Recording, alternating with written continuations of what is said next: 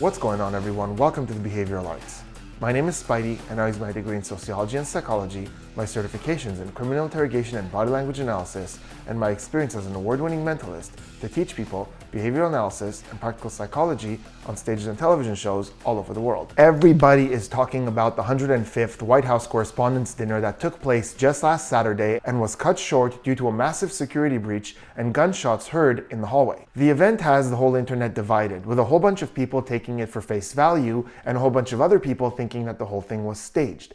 Now, for me, this is a very interesting analysis because, first and foremost, it's right in my wheelhouse. The nonverbal communication here is giving us a lot of clues. But on top of that, the reason this topic is very appropriate for this channel is because the exact moment that the gunshots went off, President Donald Trump and First Lady Melania Trump were watching a mentalism performance. And not just any mentalist, but my good friend Oz Pearlman. So the moment I saw this footage, I immediately saw little details and expressions that are shifting that a lot of people would miss, but that I'm very familiar with. Not just because I'm a behavioral analyst, but because I'm a mentalist who specializes in corporate events. And on top of it, a few days after this all happened, I spoke to Oz on the phone. He was understandably a little frazzled, glad to be back with his family, but he gave me a lot of additional details that really helped me put a lot of this into context. So in this video, we're going to look at all of it, the nonverbal communication of all the key players with context to try to determine, is everything exactly as it seems? Okay, before we dive in, there's something that I really think needs to be clarified specifically for this analysis.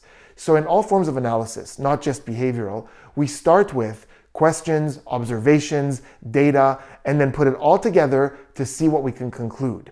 This is a big contrast to the social media scientific method that we see nowadays, which is start with a very certain conclusion and only look for data that supports that conclusion. That is not what we will be doing. So we're going to look at all the behaviors objectively, without an outcome in mind, and at the end, put them all together.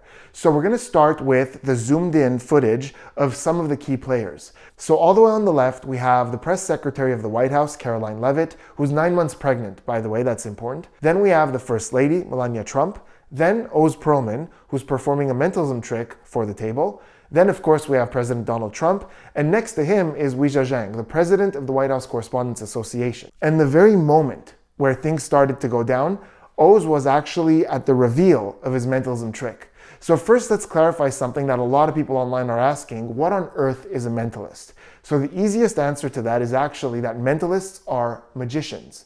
So in the broader family of magicians, you have all these subcategories. You have close-up magicians, you have card magicians, coin magicians, illusionists, stage manipulators, and mentalists is one of those categories. Mentalists do tricks that have a psychological theme. So instead of making a handkerchief disappear, for example, we have people think of random words in books and we tell them the words they're thinking of. Or we borrow someone's phone and unlock it because we guess their passcode. Or one of my favorites, we have people imagine a drawing and then we draw the thing that they were only thinking of. Now, because of the psychological angle, a lot of mentalists study human behavior, nonverbal communication, persuasion, hypnosis, and a lot of different disciplines within psychology to elevate our performance and make it a lot more elaborate and interesting. But the very important thing to remember is that the basis of mentalism is trickery. Just like a magic trick, there's a secret, and we use the psychology to build on top of that. Okay, now that that's been clarified, in this exact moment, what Oz was doing was a trick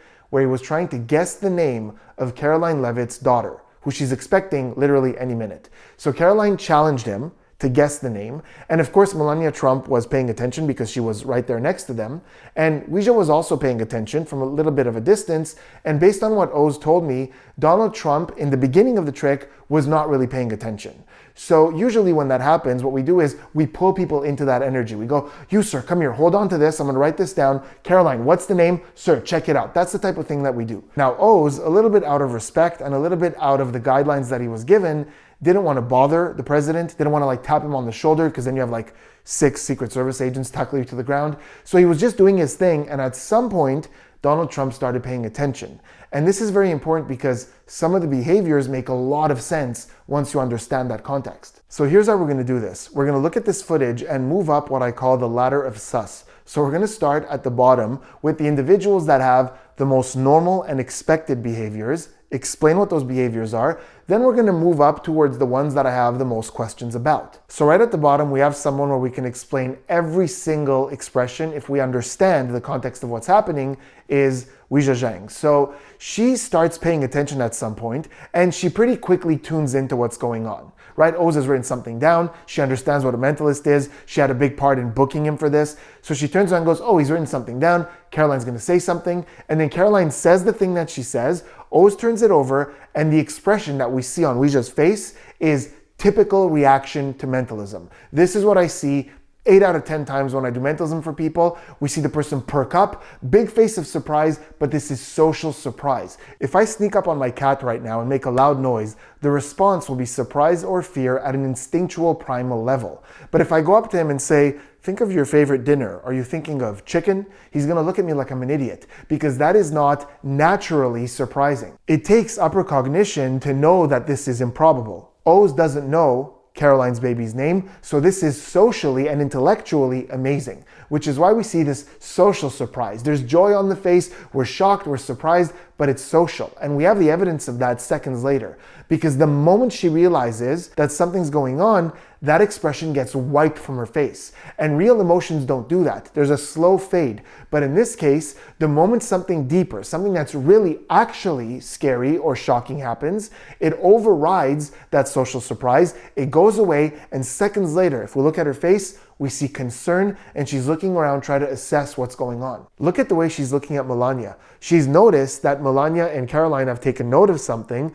so she's looking at them with concern. You see tension on the forehead and around the eyebrows, and you see a droopiness on the bottom part of the face. Whereas a moment ago she was up here with joy, now everything is lower and she's staring, and then she shoots off in the direction that they're looking to try to figure out what's going on. So she turns to face the threat, and we see a reaction that's common to all humans and that we're going to see a lot of in this evening, and it's the freeze response. So we often hear the expression fight or flight as a response to a stimulus that is scary or threatening, but it's actually incomplete. It's freeze, fight, or flight. And some people include fawn. There's some debate over that, but freeze is the first thing that happens. There's a moment, sometimes it's a second, sometimes it's seconds, where we freeze and try to figure out what to do. And that's what we're seeing there. She turns and we see that freeze response. All right, now we're gonna move along with the next contestant on the ladder of sus. But before we do me a huge favor, hit that subscribe button, turn those notifications on, and take a quick second to like this video, because it really does help with the success of the channel. All right, next up, still very low on the ladder, is Oz Pearlman himself. And I'm not saying this because he's a friend. In fact, overall, I would describe Oz as super sus, but in this case, not so much, because what we're seeing in the behaviors is, again, very typical of this kind of performance that's interrupted by something real. So you'll notice right at that moment, before he's turning the paper over, we're seeing the classic body language of a mentalist about to do an impressive reveal. So usually in that moment, we build the tension and excitement. So we typically say something like, okay, now tell everyone the number you were thinking of, 32, and there's no way I could have known that, bam. So once you build that impossibility, that emotion, you do the reveal. So you could see it there right at the end. He's building that tension. You see the smile on his face. This is to kind of prime everyone to get excited about this. You see them getting excited. He turns the paper over. A reaction starts to happen, but as it's happening, you see him immediately notice something in front of him. He looks up, and that expression of the performer, that joy, that excitement is gone in seconds. Notice how his hand stays in front of him for a very long time with that piece of paper. He's completely in a state of freeze and assessment. And what he told me is that initially what he saw, what he noticed, was a bunch of men in uniform running towards one specific area, one table. And his thought was, there must be a bomb in the room.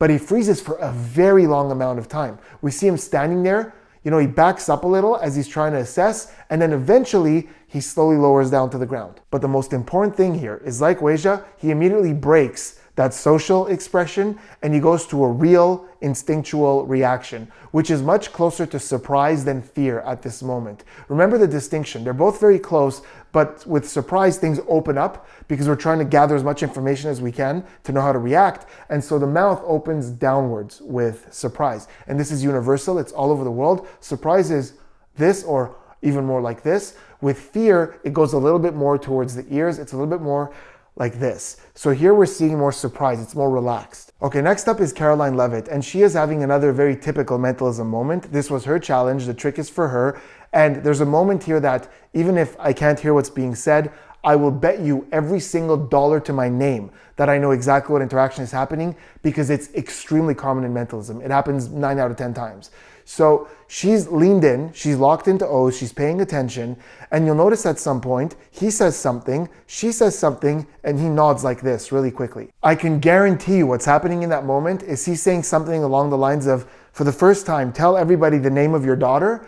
And she's asking, do I say it? Because a lot of people think that we're going to write down the name and we're going to reveal it, which would be amazing to her because she knows the name, but it's anticlimactic as a performance because nobody else does. So the right way to pace that is you go, what's the name you were thinking of? Vivian, boom. So now everyone knows and they all react to that reveal. So what's happening there is she's asking, do I say it? And he's nodding, she's saying the name, he's revealing the paper, and her first reaction is that social reaction to mentalism. Now, we don't see her expression of surprise that clearly because by the time we could see her face, she's already realized something's going on. She's turning towards the camera, but you could tell from the side that her mouth is open because of the way that the cheek is kind of stretched downwards. So that's this kind of reaction. And then when she turns, she mouths something along the lines of what's happening. And now she's looking around, same as everyone else trying to figure out what's going on. Next up is Melania. And this is one of my favorite pieces of body language analysis because it's crystal clear once you understand the context of what she's watching, the mentalism. So we're going to go a little bit further back to before the shots happen. You'll notice that she's talking to Caroline over here while Oz is catching President Trump up on what's going on here, the premise. And then she turns back and she's clearly comforting or reassuring Trump about the conditions of the trick. There are two gestures that we see here that are crystal clear if you understand the context of what she's watching here with the mentalism, and I know exactly what this is because I've seen it 1,000 times.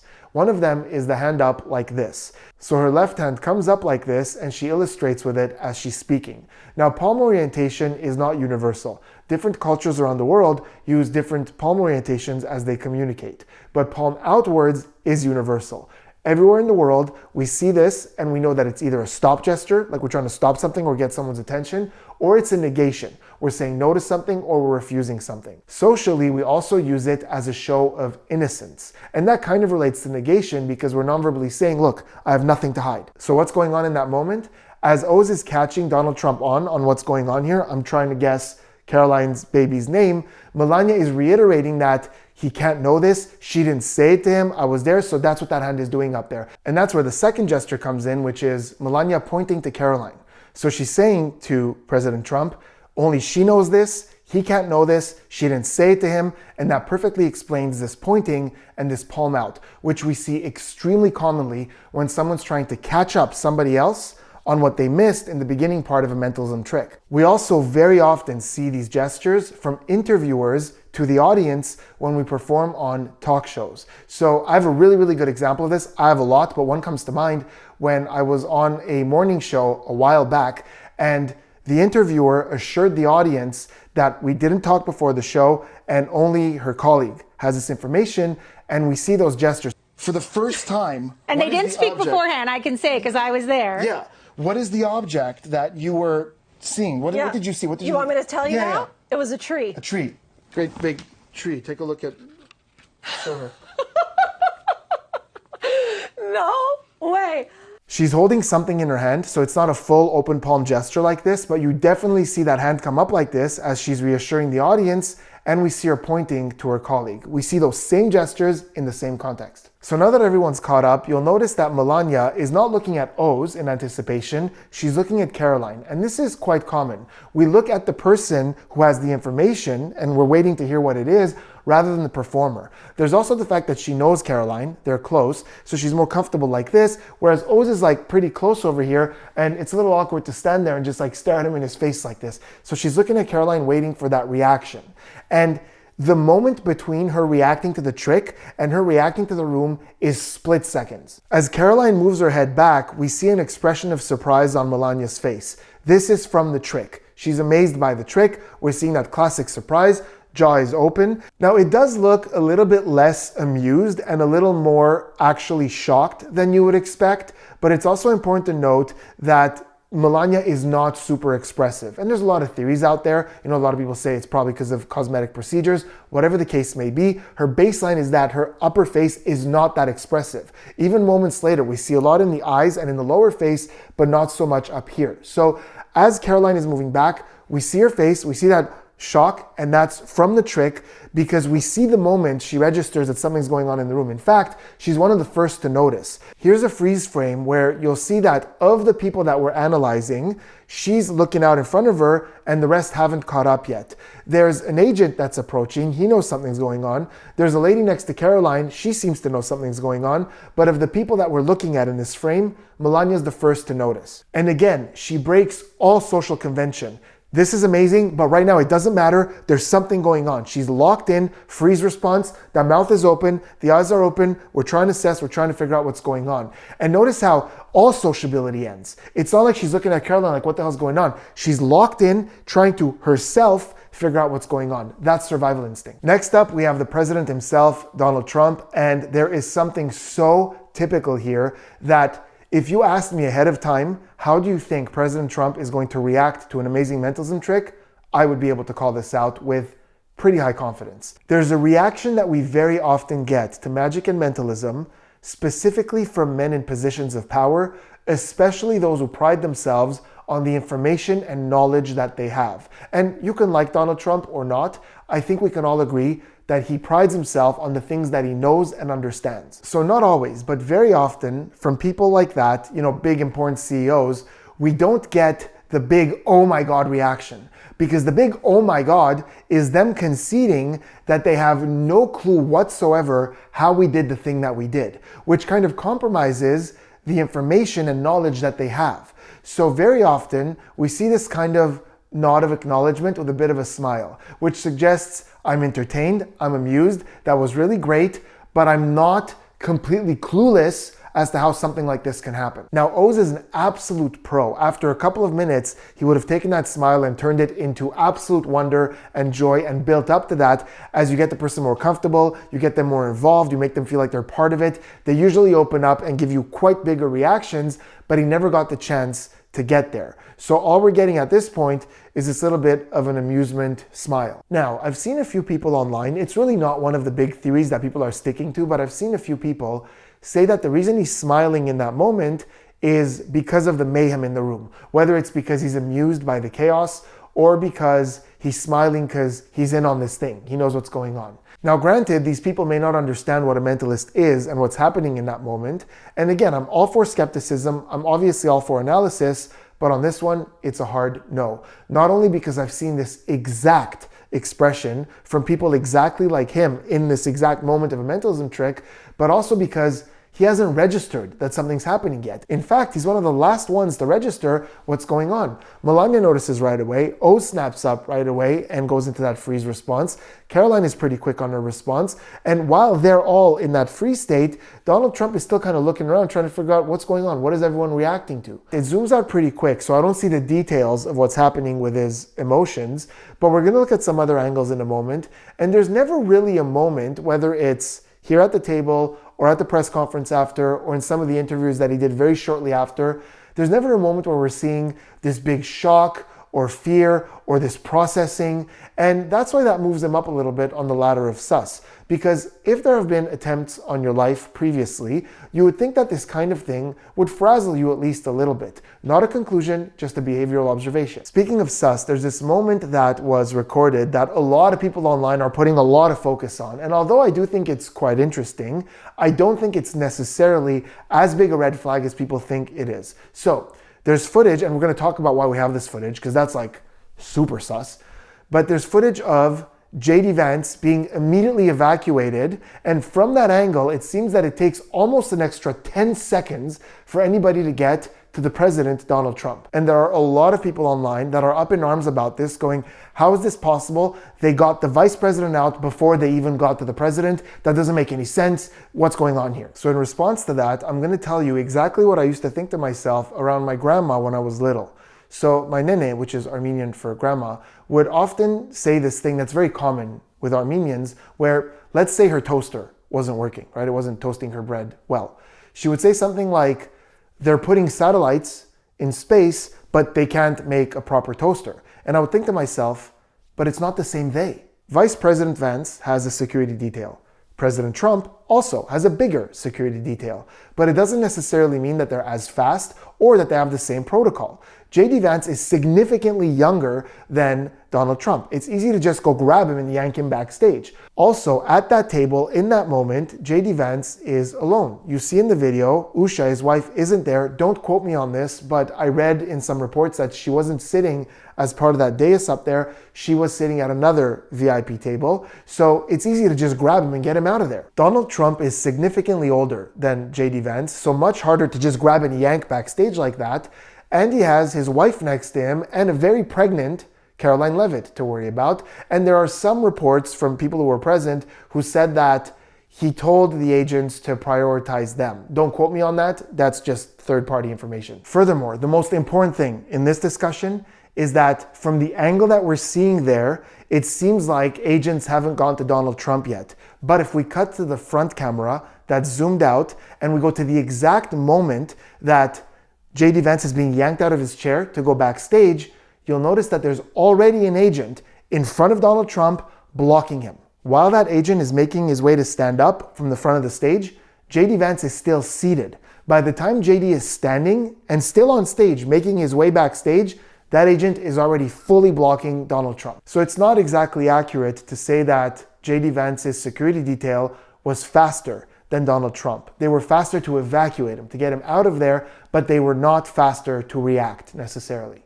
Speaking of that front angle, we get a very clear explanation as to how we have that second angle, the one from the side where we see JD Vance being evacuated. And it's this guy sitting all the way on our right, their left. And notice how when everything erupts and people start realizing what's going on, this guy's first reflex is to whip out his phone and start filming. That's sus. Let's be honest, it's sus. And behaviorally, it's much odder than it would seem at first because it's not like he's kind of crouching down a little bit out of reflex and looking out like what's going on while keeping the camera here on the action where he's like, okay, I'll get the footage, but I should be careful. He's just sitting there like a dad at his kid's baseball game, just looking over here, and he keeps looking this way, like where JD Vance went, giving his back to where the potential danger would be. Look, I get it. It's the law of large numbers. In any large group of people, when something happens, there's always going to be one or two outliers who behave in odd ways. That's normal. But it doesn't mean that we don't get to take a second to call it odd. This is weird. There's a point where we see pretty much everyone at the table is either crouched or gone, except for this guy still sitting there like this, perfect posture, filming the whole thing. I haven't been able to find a reliable source on who he is. In fact, I found two conflicting sources. And when that happens, I don't say anything because I don't want to misreport on the channel. I would love more clarity on who he is. Now, this is the Correspondents Dinner. So a lot of these people work in the media and their priority might be get the footage. I'm sure there are reporters in there who have gone into dangerous locations just to get the story. So they're kind of primed in that way. So we could very critically think about, okay, why is this happening? You know, here are all the possibilities, but still, the fact that there's no concern for his safety, it stands out. Okay, so how do we navigate this and how do we think about it reasonably? Because there's a lot going on, a lot of expressions, plus there's a mentalist performing, which adds a whole bunch of other expressions into the mix. So how do we think about this critically? First of all, I want to highlight the difference between two types of skepticism because they're often mushed together, but they are not the same. So to understand skepticism, first we have to understand truth bias. Truth bias is something that's naturally built in to every individual. So for example, when you walk into a Starbucks and you're ordering your coffee and you talk to the barista and they tell you that they're from Texas, our default setting is to just believe that. Because if we didn't, we'd question everything all day long. So in social situations, we tend to just believe unless we have a reason not to. Now in behavioral analysis, one of the first things we're taught is get rid of truth bias. Stop assuming that everything is true. Question everything to see if it's likely true or likely not true. And that is called healthy informed skepticism. When you use logic, when you start with the evidence, think about it critically and let it guide your conclusion, That's called healthy skepticism. The other type of skepticism, which we've really seen rise on social media, is that knee-jerk reaction skepticism, where the moment something is announced, without any information, without any details, without looking into anything, fake, stage, it's fake, everything is fake, it's all staged. And then the real danger of that is that now we're locked into a conclusion and we only look for things that support that conclusion, or we take things that we see and do complete backflips to force it into that conclusion. And I'm going to give you 3 specific examples from this case that fall into that category. The first, and this is ridiculous, is that when the footage was first released and we really didn't have much information, there were a lot of people, much less now, but at first a lot of people who I guess didn't know what a mentalist is or what Oz does or why he's there, who said that there was a guy, did you guys see the guy who signaled them with a piece of paper that it was about to happen? My jaw was on the floor when I saw some comments along those lines with a lot of people, not just 1 or 2, supporting that. I wish I had taken a screenshot because it was astounding to me. First of all, the timing is all off. When he shows them the paper, the shots have already happened.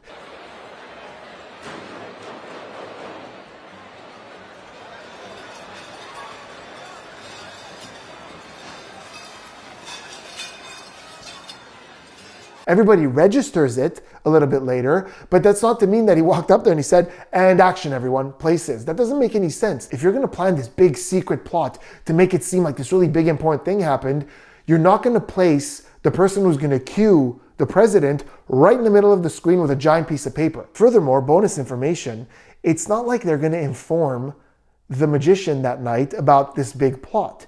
You're going to inform the least amount of people possible. That way it looks as real as possible. Look, throughout my career, I've performed at hundreds of high-end corporate events, and I can't tell you how rarely, before the show, we as the entertainment have been briefed on the staged assassination attempts that are going to take place that night. Less than 10. Finally, the cherry on top of this sundae, if you went up to a mentalist and told him that you want him to secretly signal someone that something's about to happen, do you have any clue how subtle that would be and impossible to notice? It's literally what we do. A big part of what we do on stage, our method, is secret cueing systems that signal us or let us know things about people in the audience. And we have very subtle methods to do that. If Oz Pearlman, one of the most accomplished mentalists who ever lived, wanted to secretly signal someone of something, you wouldn't know it. In fact, he wouldn't even be in the shot. The second example of forcing something into a narrative here is the famous burrata guy. This guy is hilarious. So I'm sure a lot of you have seen this footage. It's really zoomed in, and we're seeing this guy where while everyone around him has evacuated or is hiding under the tables, he's just chilling there and eating what turned out to be a burrata. The guy made some videos explaining what his experience was, but here's the thing. At its core, the footage is a little misrepresentative because it's really tight, and yes, around him there were people who had evacuated their chairs and there was a couple people ducking under the table, so it really looks like he's the only one not doing that.